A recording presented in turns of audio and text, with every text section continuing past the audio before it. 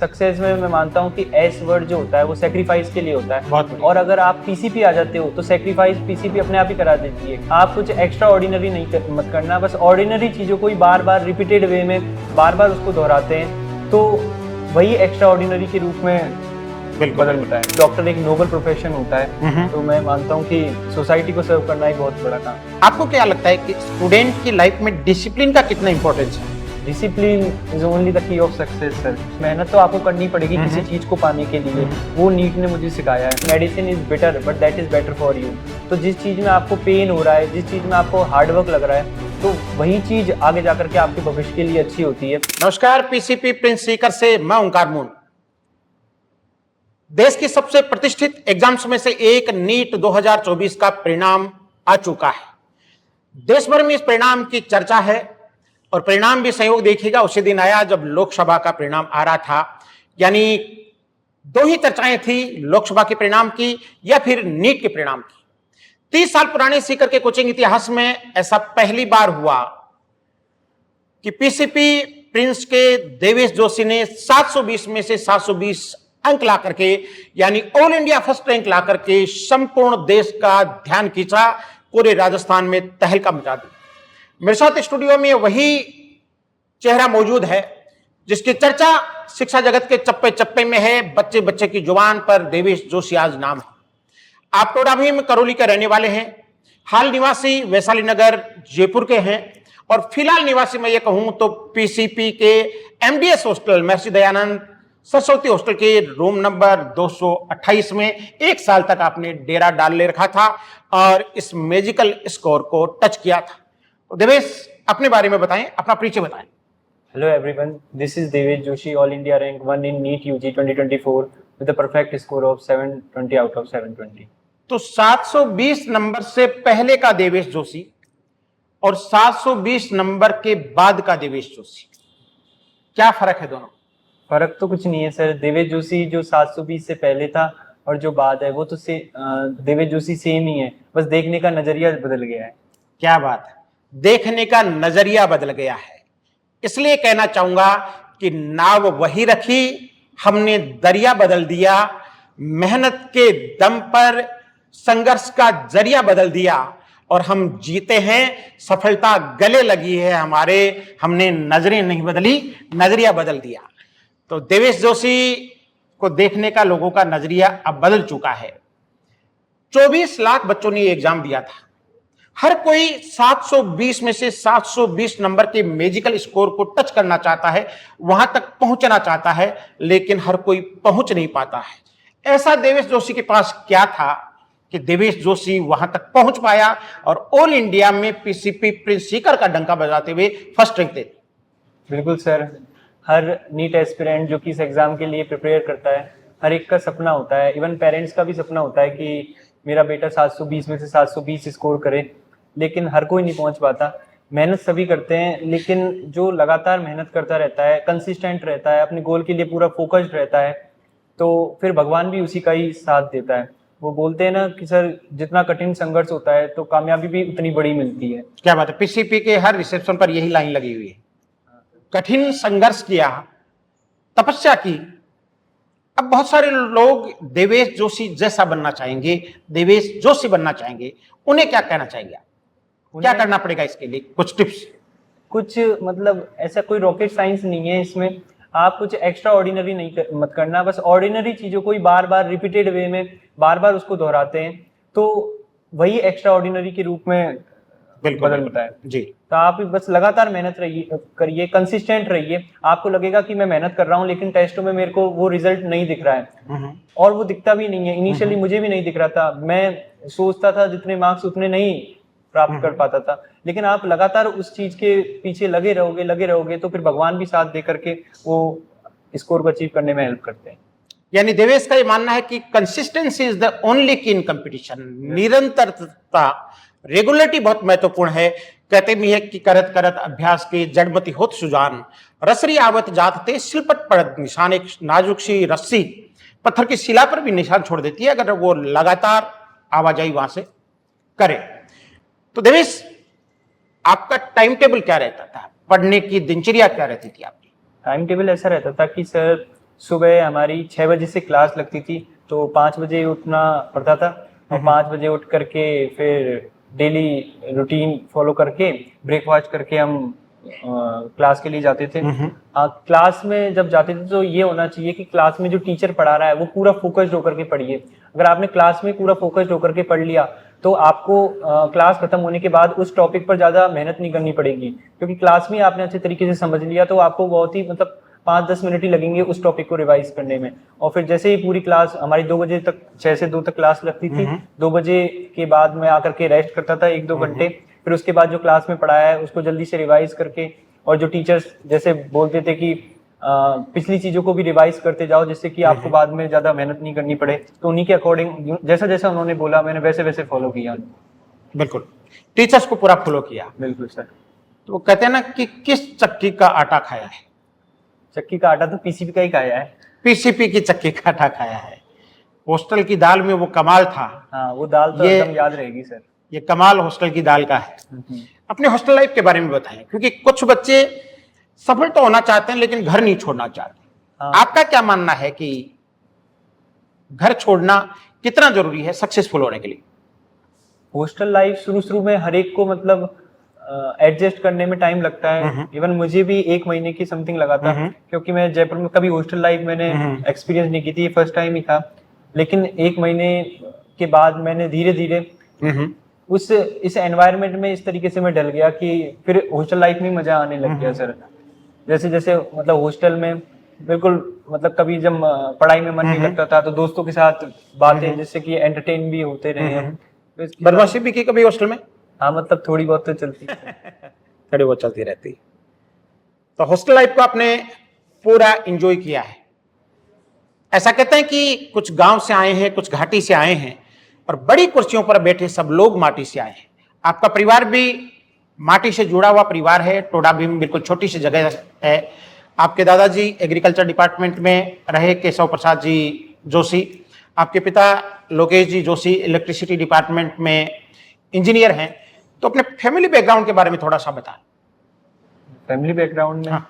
मेरे जैसे दादाजी एग्रीकल्चर डिपार्टमेंट में उन्होंने बहुत सर्विस दी है, और मेरे दादाजी हरदम मुझे मोटिवेट करते थे कि मतलब जब भी मैं डिप्रेस होता था, वो तो एग्जाम करते वक्त हर एक नीट एस्पिरेंट मतलब एक ऐसा वक्त आता है कि जिस टाइम पर वो सोचता है कि वो मतलब लूज हो चुका है, उस टाइम पर ही पेरेंट्स का सपोर्ट रहता था मेरे लिए। हरदम दादाजी मुझे मोटिवेट करते थे कि तू कर सकता है, तू कर सकता है। इसके अलावा मेरी मम्मी, मेरे पापा, उन्होंने भी बहुत मुझे सपोर्ट किया।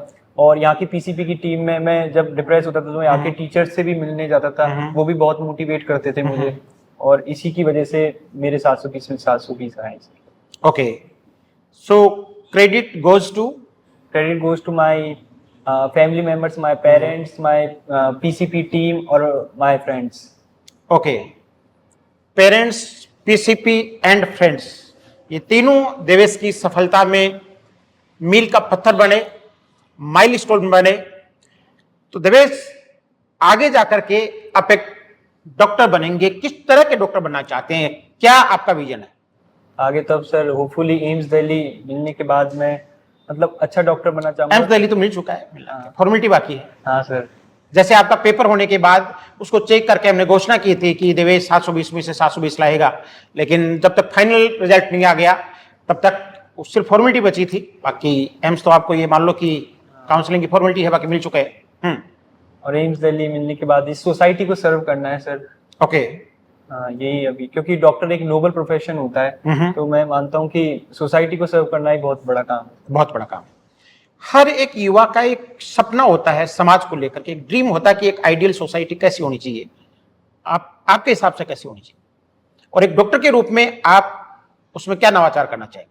डॉक्टर के रूप में मैं यही नवाचार करना चाहूंगा कि जैसे कोई हेल्पलेस पर्सन है तो उसकी सहायता करना, ये बहुत बड़ा धर्म होता है। वो कहते हैं ना कि डॉक्टर भगवान का दूसरा रूप होता है। बिल्कुल, बिल्कुल। तो मैं बस यही करना चाहूंगा इस सोसाइटी के लिए ही, ये पूरी सोसाइटी को सर्व करना चाहता हूँ।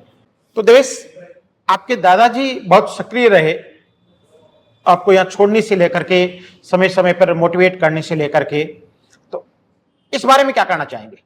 एक बार तो दादाजी बाइक से यहाँ आ भी गए थे। हाँ, दादाजी को मैं सपने में दिखा तो उनसे रहा नहीं गया। तो अच्छा। वो सुबह ही खुद, वो 72 इयर्स के हैं, फिर भी मतलब खुद ही अकेले बाइक लेकर के 300 किलोमीटर पड़ता है मेरे गांव से यहाँ सीकर, तो खुद जी। मेरे को देखने आए। 300 किलोमीटर हाँ, खुद बाइक से पोते से मिलने के लिए आए। हाँ सर, और फिर मेरे से मिले और फिर वापस से खुद ही उसी दिन चले गए। आजकल साइकोलॉजिकली जो कंपटीशन की तैयारी बच्चा करता है वो थोड़ा सा परेशान रहता है, पजल्ड रहता है। आप बिल्कुल 100% नेचुरल रहे हमेशा से, इस बारे में क्या कहना चाहेंगे? मेहनत तो हर कोई करता है, लेकिन अगर आप जब तक सही डायरेक्शन में नहीं करोगे, जैसे जैसे टीचर्स बोलते हैं उसको फॉलो नहीं करोगे, कुछ नीटर अपना ही दिमाग लगाने लग जाते हैं ना कि टीचर्स, क्योंकि टीचर्स को ने तो बहुत सारे स्टूडेंट्स को पढ़ाया है, टीचर्स को एक्सपीरियंस है कि क्या बच्चा गलती कर सकता है। तो अगर आप टीचर्स को फॉलो करोगे, सही डायरेक्शन में चलोगे, तो आपको जरूर सफलता मिलेगी। तो देवेश जोशी भी कई बार दबाव में आया होगा थोड़ा बहुत, खुद को रिफ्रेश करने के लिए क्या करते थे? खुद को रिफ्रेश करने के लिए जब पढ़ाई में मन नहीं लगता था तो दोस्तों के साथ बात। अच्छा, आपके साथ भी ऐसा होता था, पढ़ाई में मन नहीं लगता था? हाँ बिल्कुल, वो तो सभी के साथ होता है। एक टाइम ऐसा आता है लगातार पढ़ाई करते रहो तो माइंड भी एक तरीके से वैसा हो जाता है। क्या करते थे आप खुद को? तो दोस्तों के साथ मजाक करना, उनके साथ खेलना, और वॉक भी कर लेता था मैं। अच्छा। हाँ, बस यही करता था सर। चलिए, नीट के एग्जाम से पहले कितने आशान्वित थे आपकी, नहीं मैं कुछ बड़ा तो करूं?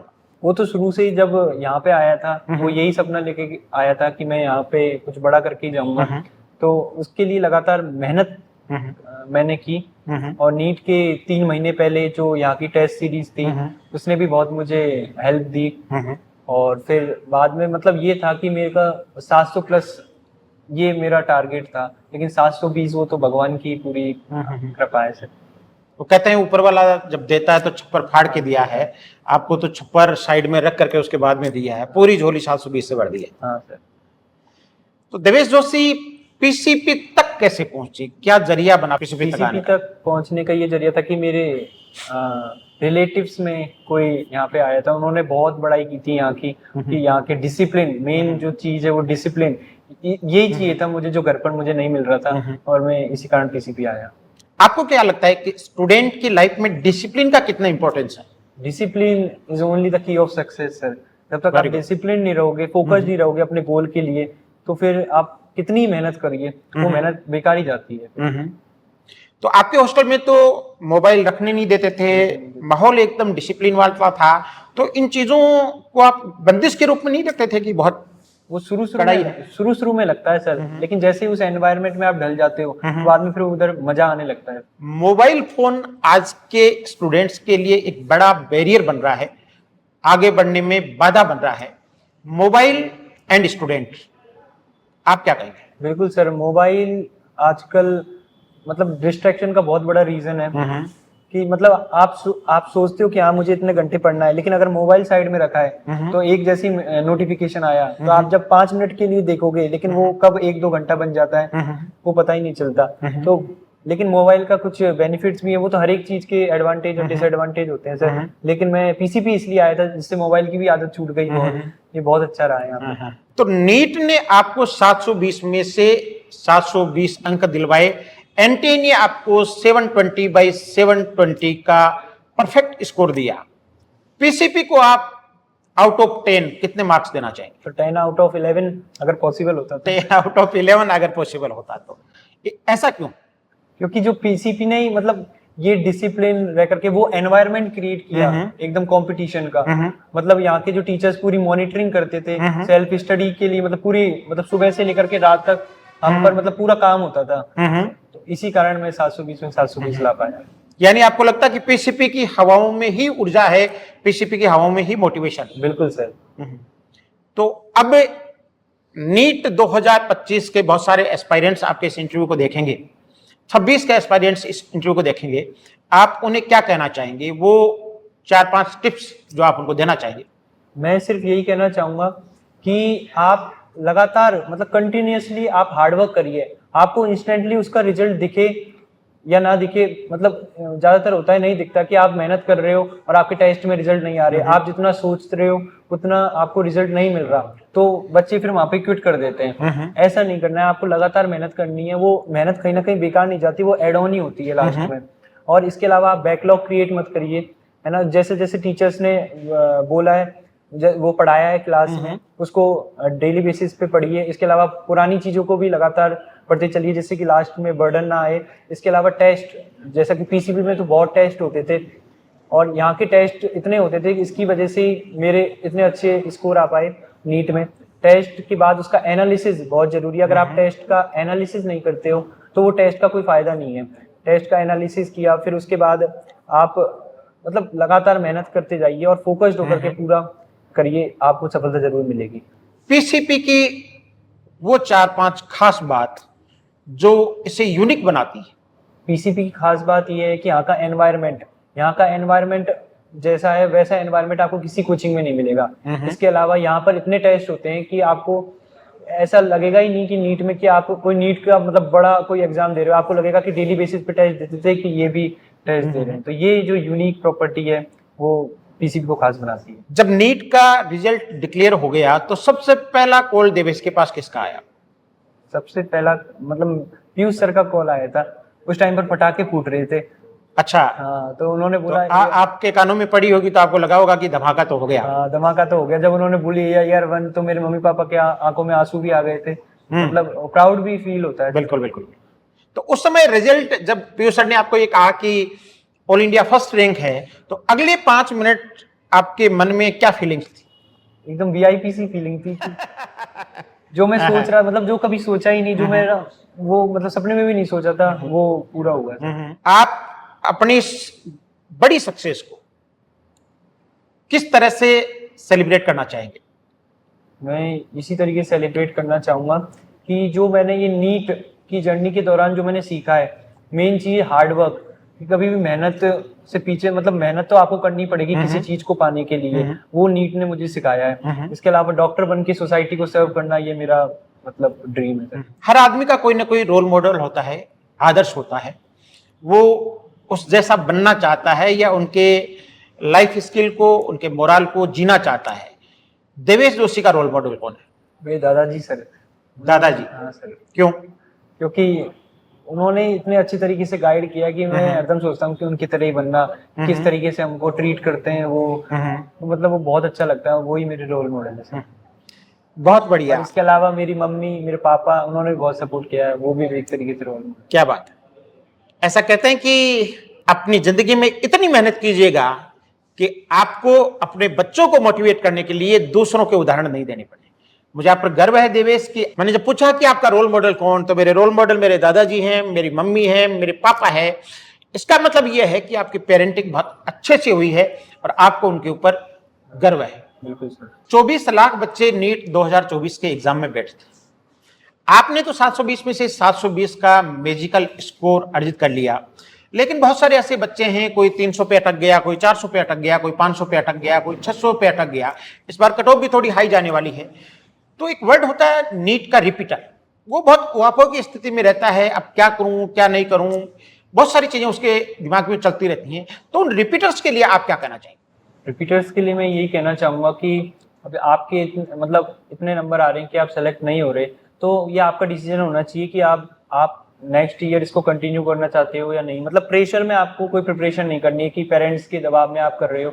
आपकी इच्छा है तो ड्रॉप लीजिए, अगर नहीं है तो और भी अच्छी फील्ड में आप जा सकते हो जिसमें आपका इंटरेस्ट है। लेकिन अगर आपकी इच्छा है तो आपको मेहनत करनी पड़ेगी। ये कहते हैं ना कि medicine is bitter but that is better for you. तो जिस चीज में आपको पेन हो रहा है, जिस चीज में आपको हार्डवर्क लग रहा है, तो वही चीज आगे जाकर के आपके भविष्य के लिए अच्छी होती है। और कहते हैं ना कि सक्सेस में मैं मानता हूँ कि एस वर्ड जो होता है वो सेक्रीफाइस के लिए होता है। बहुत बढ़िया। और अगर आप पीसीपी आ जाते हो तो सेक्रीफाइस पीसीपी अपने आप ही करा देती है, क्योंकि यहाँ पे जो एनवायरनमेंट मिलता है, जो यहाँ का डिसिप्लिन है, वो 720 में से 720 लाने वाले बच्चे के लिए। तो मैं यही कहना चाहूंगा कि PCP is the best. Okay, तो देवेश जोशी का भी पिछली बार का स्कोर क्या था? मेरा लास्ट ईयर स्कोर 412 था और इस साल पीसीपी में आया तो मेरे 720 हो गए। 412 से 720 की जर्नी देवेश जोशी ने की है। अपने आप में रिपीटर्स के लिए भी बड़ी बात है, बड़ी प्रेरणा का विषय है। तो देवेश, पुनः आपको बहुत बहुत बधाई। धन्यवाद सर। कहते हैं कि हजारों साल नरगिस अपनी बेनूरी पर रोती है, बड़ी मुश्किल से होता है चमन में कोई दिदावर पैदा। 30 साल पुराने सीकर के कोचिंग इतिहास में पहली बार ऑल इंडिया फर्स्ट रैंक आई। पूरे भारत में शिक्षा नगरी सीकर का डंका बजा, यानी सीकर शिखर तक पहुंचा और उसका जरिया बने, उसका माध्यम बने देवेश जोशी।